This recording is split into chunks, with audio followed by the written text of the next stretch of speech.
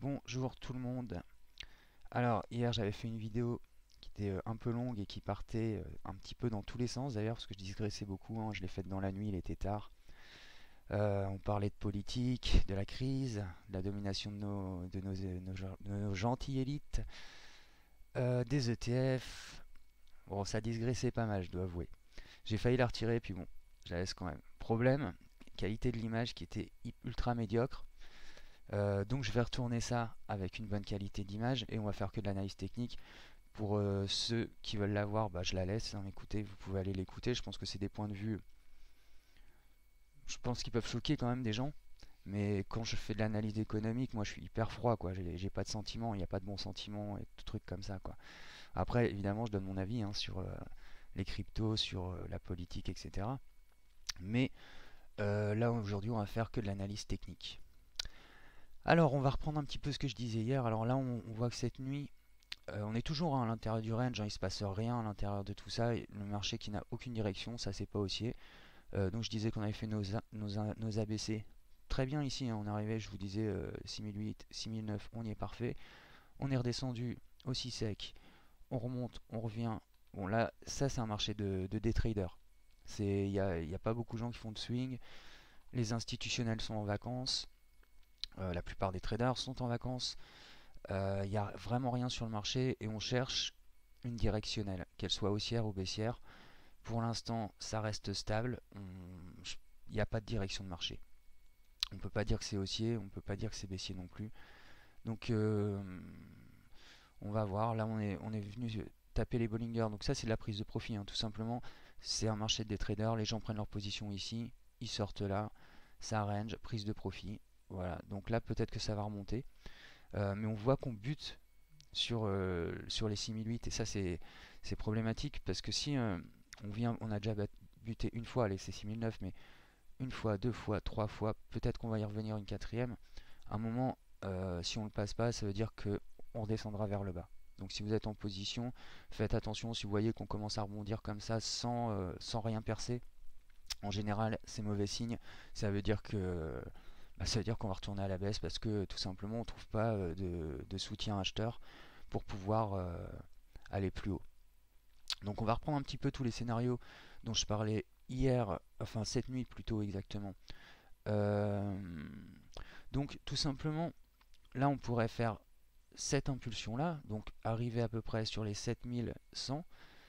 Ça serait intéressant parce que si on est sur les 7000, soit on échoue dessus et là on va repartir vers la baisse et on va voir tous les points juste après. Et on pourrait possiblement arriver à l'intérieur de ce canal qui est tout le temps un canal temporaire, hein, pour l'instant. On pourrait peut-être arriver sur les 7005, mais en même temps, je suis pas à fond là-dessus. Je vais vous dire pourquoi. Parce que on a des RSI qui sont très hauts, qui sont déjà à 70, qui sont à 50 en daily. C'est pas super encourageant. Je vais vous montrer quelque chose, mais ce petit mouvement-là, c'est des mouvements comme ça. Vous voyez, le RSI, il est pas aussi fort, quoi. Et pour moi, ça c'est du bruit, tout simplement. C'est-à-dire que on va se mettre en daily un petit peu, ça va être plus simple. Pareil, hein, RSI sur 50. Il y a de la divergence baissière en plus qui est en train de se créer, donc c'est pas super encourageant. Donc on va voir ça. Euh, pour moi, ça c'est du bruit. C'est ce genre de phase là en fait, comme ça. Donc là, on attend une directionnelle de marché. Ça serait pas mal qu'elle soit descendante. Pourquoi? Parce qu'on irait chercher nos 5005 et en fait on reviendrait sur le biseau. Ça serait pas mal. Il y a deux solutions. Alors, hier je montrais un truc en log cette nuit où voilà, on avait deux solutions. C'était de prendre ça comme ça,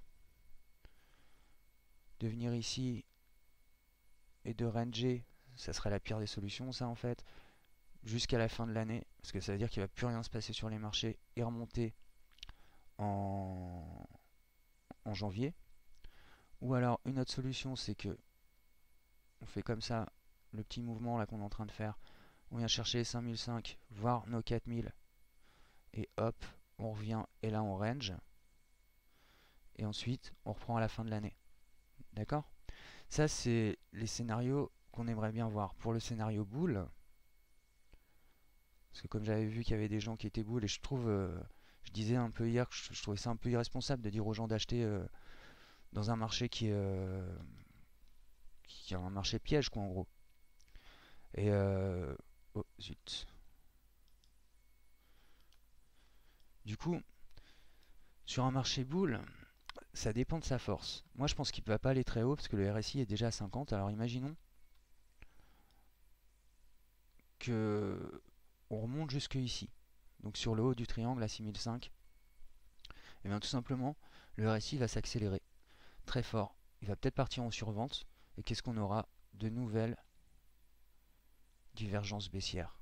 Et des divergences baissières cachées, je vous l'ai vu, hein, et vous avez vu qu'à chaque fois elles se réalisent, elles sont tout le temps ultra violentes.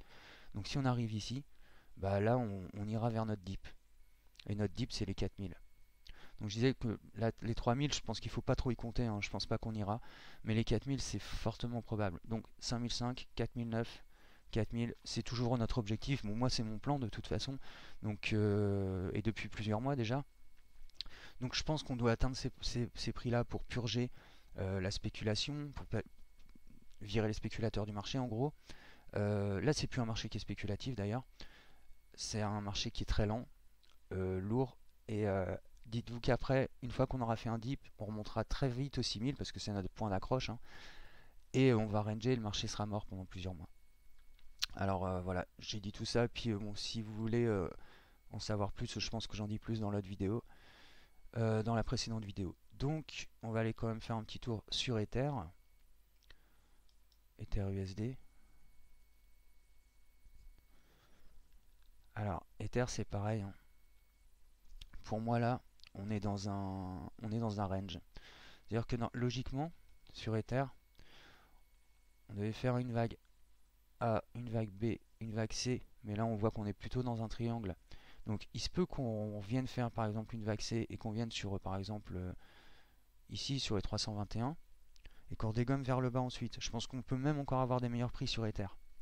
Évidemment, si on part vraiment à la hausse, ça peut être intéressant. Euh, il va falloir trouver des acheteurs. C'est ça notre plus gros problème là actuellement, c'est ça. Les institutionnels qui sont en vacances, on le sent hein, sur le marché qu'il n'y a pas beaucoup de présence. C'est lent, c'est lourd, il se passe vraiment rien. Donc il faudrait trouver un soutien acheteur rapide. Je pense, moi, que les institutionnels, quand ils vont rentrer de vacances, ils vont nous claquer un bon dip dans la tête. Donc il va falloir s'attendre quand même à toutes ces choses-là. En tout cas, il faut les garder en tête. Même s'il y a une hausse, je pense pas que cette hausse, elle va nous emmener très loin, hein. Je pense que s'il y a une hausse, elle va nous emmener, comme je vous dis, là, les limites sur les 350, venir refaire un pullback ici, et boum, redescendre. Là, on aura purgé. Moi, je poserai mes holds à ce moment-là. Et là, normalement, on devrait, par exemple, sur Ether, revenir très vite sur cette zone des 350 et des 400, des 500, ouais. Et là, je pense qu'on va ranger. Pareil, hein, jusqu'à la fin de l'année. Ça, c'est quelque chose auquel il faut s'attendre. Donc, ça sert à rien de se mettre aussi à mort dans un marché qui est mort. Ça sert à rien non plus d'être ultra bearish. Pour l'instant, on attend quelque chose. On attend qu'il se passe quelque chose, qu'il y ait une impulsion sur les marchés. Là, on ne peut pas dire grand chose. Ça sert même à rien de faire les autres cryptos parce qu'elles sont toutes exactement dans la même configuration, c'est-à-dire des vagues ABC avec une vague C qui n'est pas faite, mais surtout une consolidation en triangle. C'est le cas sur EOS, c'est le cas sur Monero. Vous voyez, on retrouve cette figure partout. Donc, est-ce qu'elle va être haussière? Ça serait pas mal, hein. Si c'est haussier, on reviendrait ici pour quelques jours. Ensuite, rebaisse. Et on va voir tout ça. Monero, c'est pareil, hein, tout le temps, hop, tout le temps à l'intérieur de ce magnifique biseau. On voit qu'il est venu retaper une fois ici. Il est toujours une vague A, une vague B, une vague C qui n'est pas faite. Et c'est surtout un gros triangle de consolidation.